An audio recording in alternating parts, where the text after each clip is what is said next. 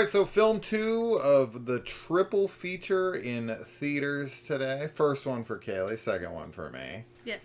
And this is Nicolas Cage's new horror film based on scripture. Apocryphal scripture. Yeah, The Carpenter's Son. So I didn't really know what to think of this movie going into it. You know, as you guys know, like, I am like the least religious person on earth. I don't have any issue with them making movies like this. If you do and you're upset by this, or you think it's sacrilegious or whatever, I mean, what am I going to say to you? Don't watch the movie. But I was curious on this was going to be some kind of like alternate reality take or whatever.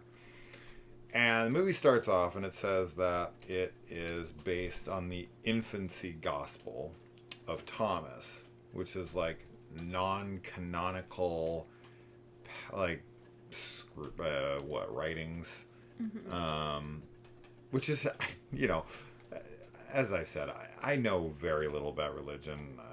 You know, you guys know my thoughts on it. I didn't even know there was such a thing as like writings that weren't considered canon. Yeah. I'm like, what is this, fucking Star Wars? I've known about that. I just am not familiar with them. Like, I don't really know what's included in those. I kind of think that Lilith might be from the Apocrypha. It says a second century collection of non-canonical, fanciful stories about Jesus' childhood, distinct from the canonical Gospels and the Gospel of Thomas. It describes a young Jesus performing both miraculous and vengeful acts, such as creating living sparrows from clay and cursing or killing children and teachers who upset him. And it goes on and on from there. So anyway, I mean, I think the Bible is ripe for horror, right? Sure. I mean, God literally wipes out all life on Earth. How many right? If I drowned every single living thing on Earth, would you think of me as wonderful? But also, like, how many exorcism films are out there? I mean, obviously, there's a lot of horror films that deal with, you know, some type of maybe Christian sort of background or like worldview, I guess you could say, as far as demonic forces go. But no one's allowed to touch their main man, Jesus.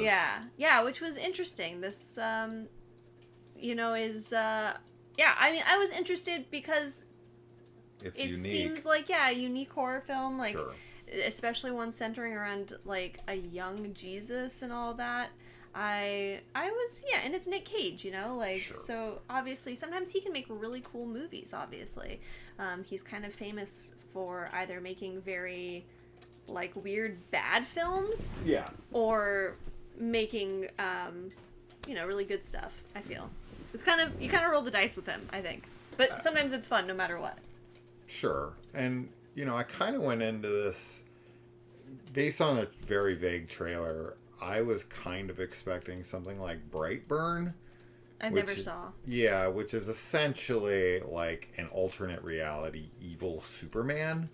And it's like, what if Jesus was evil? Oh, right? Yeah. And he was able to use his powers for bad instead of good. Like, that's what I thought maybe they were going to do with this, especially with the casting of Nicolas Cage. It would be something like insane. But honestly, this movie mostly just bored me.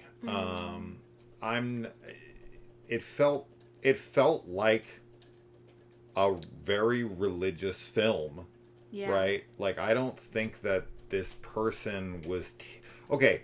I guess the way I'll say it is this: it's like when people take Winnie the Pooh or Popeye the Sailor Man or whatever, something that was beloved at one point, and turns it into a horror movie for a quick buck.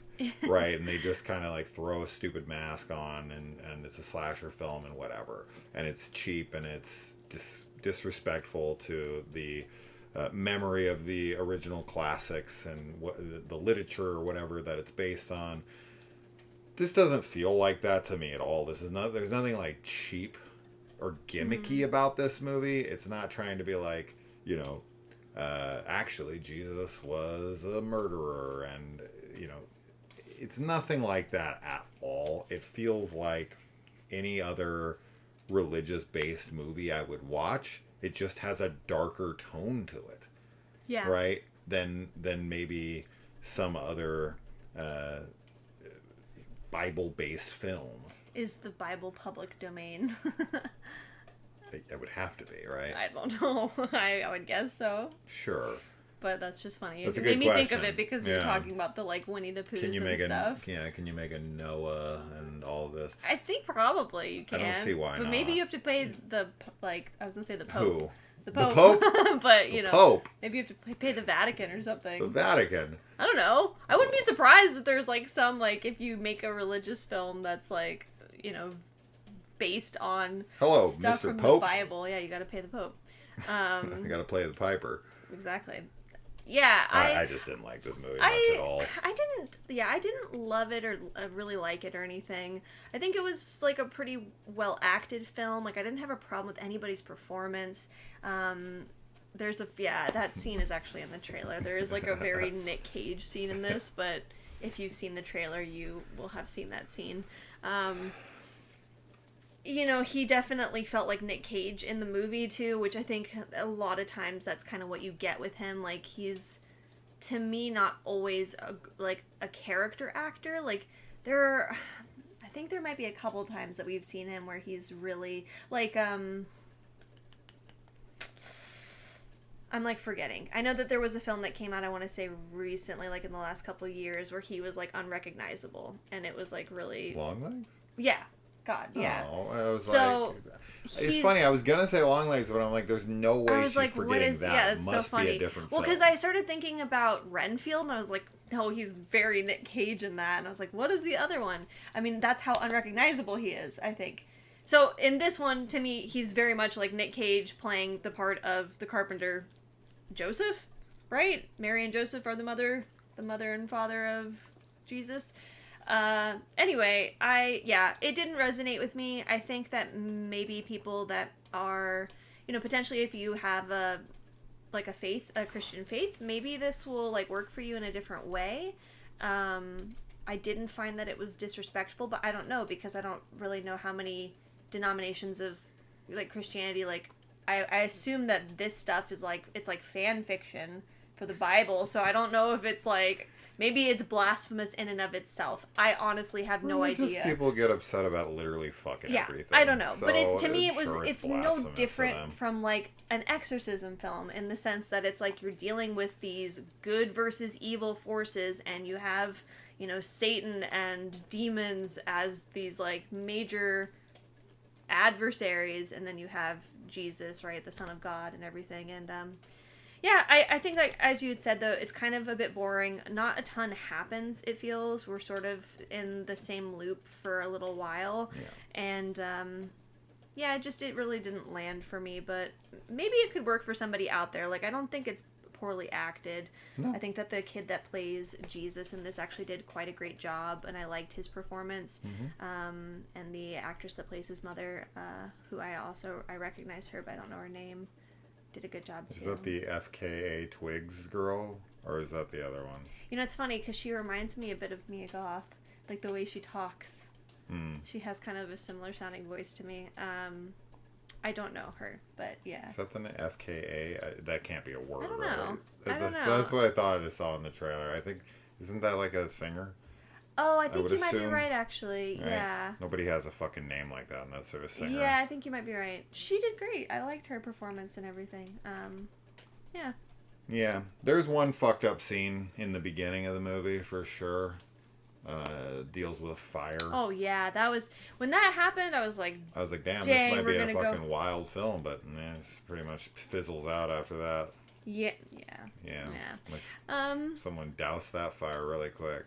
Yeah, there was a cool scene, like, kind of later on with a demon-y type character. I don't want to say too much, but they were doing, like, a certain pose and kind of the way their body was moving, and the, like, contortionist actor that was playing. I liked how that looked and everything, so... It's a well-shot movie. Yeah, it just didn't land with us. I think that's kind of the main thing. It's not the worst film at all we've watched this year, but I don't hate it. It's a forgettable film for us, for sure. I don't hate it.